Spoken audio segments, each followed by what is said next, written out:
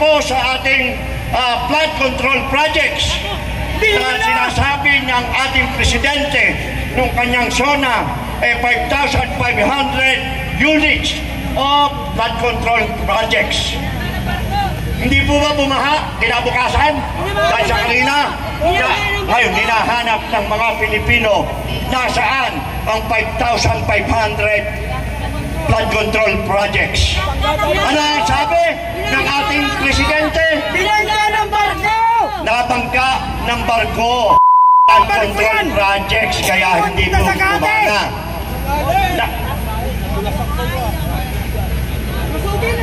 Humihingi ng pagkain. Pakibigyan nga ito. Isa pa yan. Doon. Doon, pumila ka doon. Ayan, doon. Bigyan na ang pagkain ito. At doblehin na at tatluhin. At nadulas daw dahil sa sinasabi ko. Sige, salamat. Doon, diretso mo lang. Yan ang dala ni Marcos, Mangam. Hoy, tandaan yan. Bigyan ng pagkain. Kainin. Nasaan na ba ako? At biglang napunta sa pagkain. Nasa binangga ng barko! Flood control! Flood control! Flood control! Sa flood control? Yes! Okay! Hindi ba ang sabi 5,500? Yes! Nabangga ang isang flood control projects. Kaya nagbaha. So nasira, ilan ang natira sa 5,500? 5,499. Pagkakalugtong pala yun. Hindi po gumana yun. Pasensya na po kayo.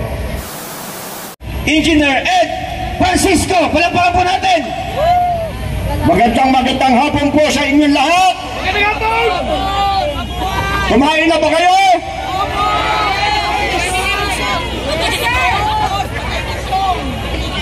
Medyo mahaba-haba po ang ating pag-uusapan ngayon. Dahil darating na naman po sa susunod na Mayo, sa 2025, marami na naman po tayong aplikante na mga politiko. Alam ba nyo, tingnan nyo po sa diksyonaryo kung ano ang meaning ng politician at ikumpara nyo ang meaning sa candidate. Sa diksyonaryo po, napakasama po ang meaning ng politician. A politician is a person who seeks a public office, who are going to disregard his principle just to win a favor. Yan po ang eksplanasyon ng diksyonaryo sa politician. Ang kandidato po ay ang taong nagsisik din ng public office with honor. Kaya yan pong mga kandidatong iyan ay nagsimula po sa larangan ng politika na may dangal. Pero pag tumagal, nagiging politiko na po.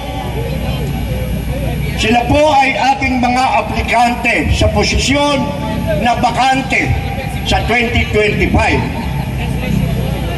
Kung tayo po ay nag-a-apply ng trabaho, hindi po ba tayo ini-interview?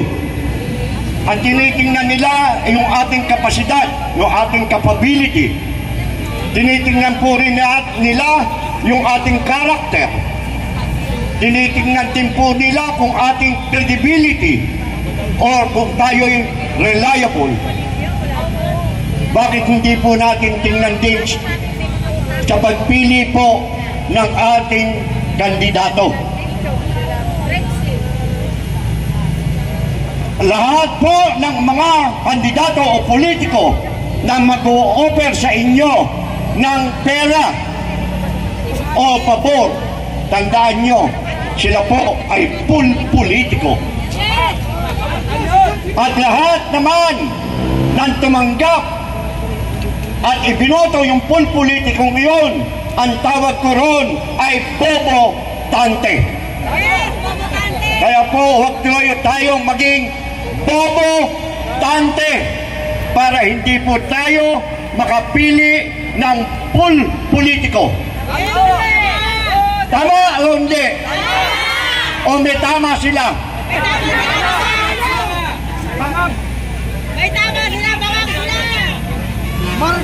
Ang tandaan po natin, ang kailangan nating leader ay ginagampanan ang mabuting pamamahala o good governance. Sila po ay marunong lang nilang sabihin na sila ay gumaganap sa mabuting pamamahala. Pero kung tatanungin natin sila kung ano ang mga mabutis sa mabuting pamamahala, maaari lang po silang makapagsalita o makapagsabi ng 3 hanggang 5. Pero ang tunay po na katangian ng mabuting pamamahala ay 10. Paano natin masasabi ang isang babae ay maganda kung hindi natin alam ang katangian ng isang maganda? Yes! At paano natin masasabi na isang tao ay makisig, isang lalaki makisig kung hindi natin alam ang katangian ng isang makisig? Ganun din po sa mabuting pamamahala. Kailangang malaman po natin ang kompletong katangian ng mabuting pamamahala. Ang mabuti pong pamamahala, para madaling matandaan, ay ginawa nating acronyms. Great Peace, dakilang kapayapaan. Great stands for godly. Ang mabuting pamamahala ay nagsisimula sa maka-Diyos. Naniniwala ba kayo doon? Yes! Amen! Ang pamamahala bang kayo ay maka-Diyos? Hindi ba makademonyo? Makatimonyo, mga Ano yung R? R stands for responsive or reliable. Kailangan po ang mabuting pamamahala ay angkop. Angkop po ba ang nangyayari? Na dito sa Metro Manila, binaha ng Carina, doon sa Davao, nagbigay ng ayuda. Tama po ba yun? Is that responsive? No. E. Equitable. Dapat pare-parehas, pare-pareho, kahit hindi sa'yo bumoto. Ang mga ayuda. Sino pa ang nakatanggap ng ayuda dito? At tinitiyak ko na mas marami ding hindi nakatanggap. Hindi po ba?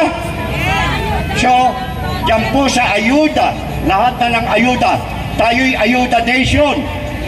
Ginawa na po tayong pulubi. Ginawa na tayong mangmang.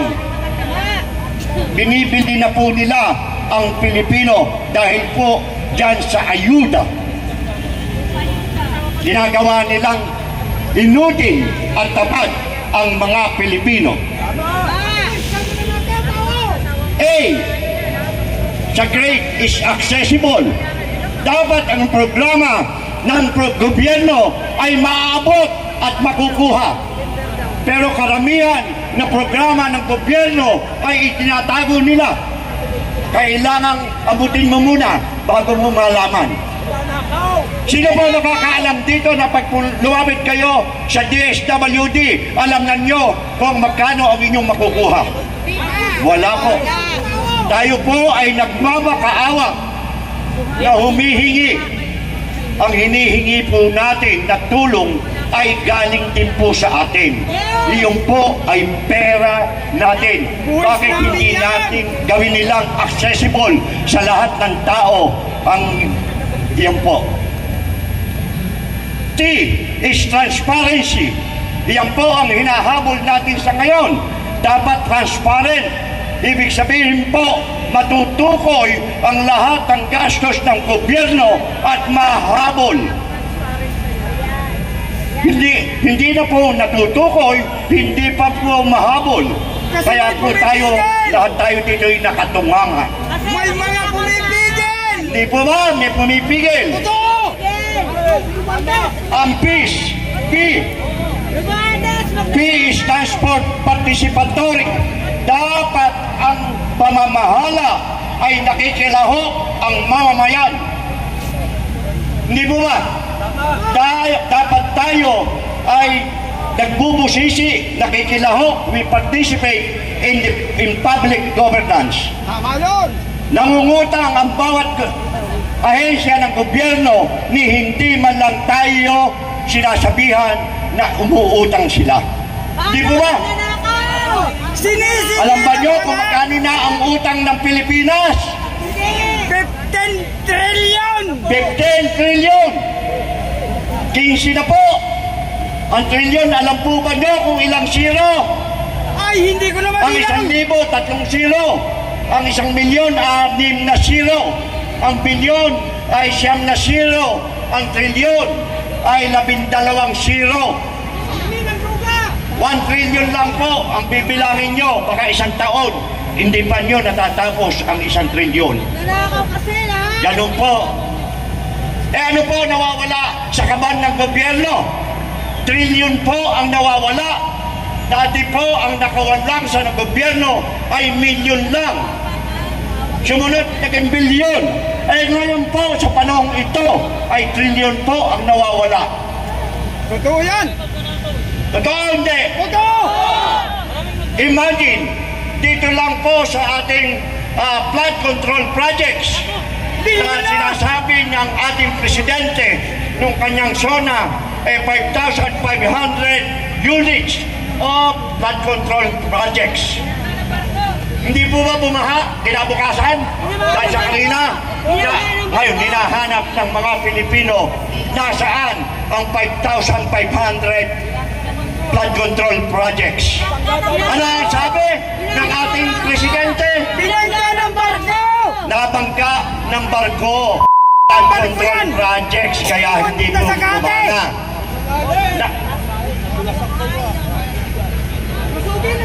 Humihingi ng pagkain. Pakibigyan nga ito. Isa pa yan. Doon. Doon, pumila ka doon. Ayan, doon. Bigyan na ang pagkain to. Doblehin na at tatluhin. At nadulas daw dahil sa sinasabi ko. Sige, salamat. Doon, diretso ko lang. Yan ang dala ni Marcos, mga. Hoy, tandaan yan. Bigyan ng pagkain. Kainin. Nasaan na ba ako? At biglang napunta sa pagkain. Nasa binangga ng barko! Flood control! Flood control! Flood control! Sa flood control? Yes! Okay! Hindi ba ang sabi 5,500? Yes! Nabangga ang isang flood control projects. Kaya nagkakaroon. So nasira, ilan ang natira sa 5,500? 5,499. Magkakanugtong pala yun. Hindi po gumana yun. Pasensya na po kayo. Bakit pumaha? Dahil ba sa tubig? Ano sabi nung ating mahal na Pangulo? Dahil sa hangin. Hangin! Hindi mo ba? Sa totoo lang po, yung 5,500 flood control projects, ang totoo po noon, ang total na buo o kompletong 5 flood control projects is only 5,521. Sa buong Pilipinas So, yan! pinasobrahan pa niya yan. Pero, kiniklaim niya lahat yun. Out of 5,521 flood control projects, 3,100 plus ang nagawa nung nakaraang administrasyon. Only 2,000 plus lang ang nagawa under Marcos administration. Pero, ang ginagastos para sa flood control project is no less than 1 billion a day. Totoo yan! Nasa balita 1 yan! billion a day. 1 Kaya sa billion a day. kanila, para sa kanila, mamiso lang ang 1 bilyon. Di ba ba? Ang mamiso sa atin ay napakahalaga pa.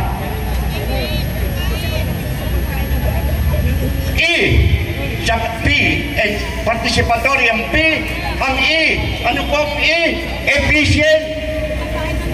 Dapat lahat ng programa mo at lahat ng ginagawa mo ay dapat efficient. Ibig sabihin, kung ano ang ipinasok, dapat mas malaki ang output. At effective, dapat mabisa, magaling.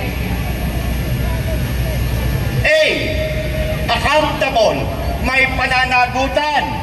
Sino po sa ating mga leader ng gobyerno na matataas na alam ng lahat ng tao na nangurakot naparusahan. Sino ang yung mga nanagot? Wala po. Hindi po ba ang COA hanggang ano lang? Hanggang notice of disallowance? Lahat po sila may mga notices of disallowances. Pinag-aawa yung Pangalan sa Bakit Kongreso! po nare-resolve yun? Dahil ka doon sa accountability. Yun po ang ating hinahanap. Yung pananagutan. Sila ay mananagot sa taong bayan. She is core value oriented. Ang ating gobyerno ay walang umot ng pagpapahalaga o pamantayan na pinaromulgate o binalangkas. Dapat meron pong iisang pamantayan o pagpapahalaga mula sa presidente hanggang sa barangay. May isa lang na may one common core values and one common vision. May isang pananaw.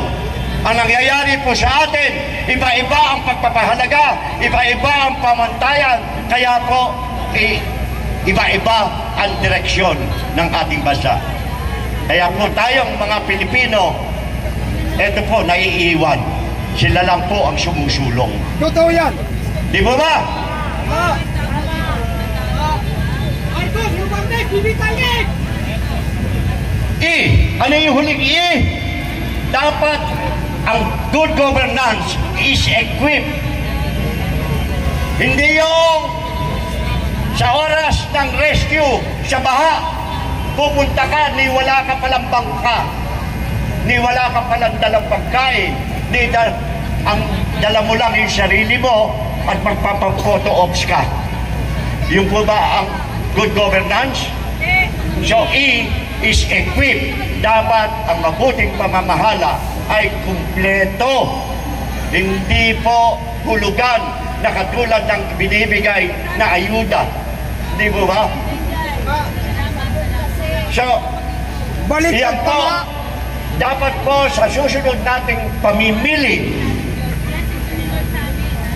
ng ating magiging kandidato, isa-check po natin dito sa mabuting pamamahala. Kung kaya po nilang gampanan yun, tingnan po natin ang kanilang track record. Di ba ba? Tama! Nakakalungkot. Bakit po tinawag na luksang bayan itong ating kaganapang ito? Dahil tayo po ay nagluluksa at nagdadalamhati dahil sa lahat ng hiling natin at dinadarasan natin, ninanais natin ay hindi po nagagampanan ng ating mga inaasahan doon sa itaas. Di ba ba? Kaya po tayo ay nagdadalamhati. Pero hindi pa huli ang lahat para magbago ang Pilipinas. Hindi po mali po ang sinabi at hindi po naayon sa aking paniniwala ang sinabi ng ating Pangulong Marcos noong sa Bagong Pilipinas na ang namumuno ang siyang magbabago sa ating bansa. Hindi po. Ang tao po ang magsisimula ng pagbabago. Ikaw, ako, kayo, kami, tayo ang magsisimula ng pagbabago. At gusto ba niyo magsimula ng pagbabago? Sino may gusto ng pagbabago? Therefore, simulan na natin ngayon. Simulan mo sa sarili mo ang pagbabago. Sisimulan ko sa sarili ko ang pagbabago. Simulan natin ang ating pagbabago. Isang puso po natin ang ating napag-aralan nung araw.